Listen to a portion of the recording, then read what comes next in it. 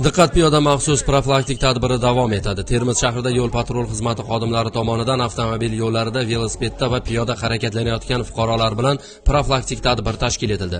Bunda yo'llarning qatnov qismini qoidalarga amal qilmay kesib o'tganlarni aniqlash, belgilangan tartibda choralar ko'rish hamda targ'ibot tushuntirish ishlari amalga oshirildi.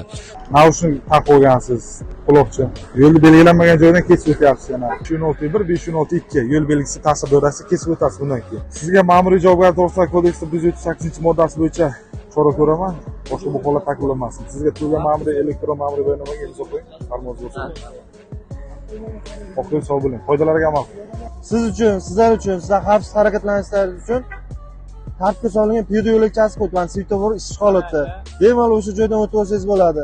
Ko'ryapsiz mana avtomashina harakatini qancha ko'p. Xo'p qarang, xuddi sizga o'xshab shoshib ketayotgan avtomashina boshqarib kelayotgan haydovchi sizni ko'rmasdan yo'l transport hodisasi sodir etsa nima bo'ladi?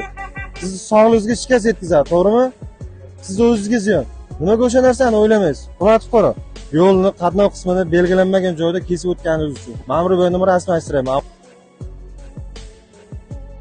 O'zi va o'zgalarning hayotiga, sog'ligiga xavf solish, boshqa harakat ishtirokchilariga xalal berish orqali qoidalarni chetlab o'tmoqchi bo'lgan piyodalar haqida haydovchilarning fikri bilan qiziqdik. Haqiqatan piyodalar o'tish joyidan o'tsa yo'l harakat qoidasi buzilmaydi. Agar boshqa joyda kesib o'tsa, albatta yo'l qoidasi buziladi. Yo'llarda yo'l transport hodisalari bo'lishiga sababchi bo'lishadi.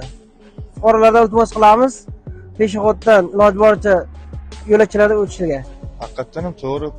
Zebra chiziqlar chizilgan. O'sha piyodalar chizig'idan o'tish kerak aslida. Lekin yugurib o'tib ketaveradi bordyurda, oldimizga chiqib ketadi. Keyin orqada avarinka yo'q to'xtagan taqdirda ham bari avariyli holat kelib chiqishi mumkin. Orqamizdan urib olishi mumkin.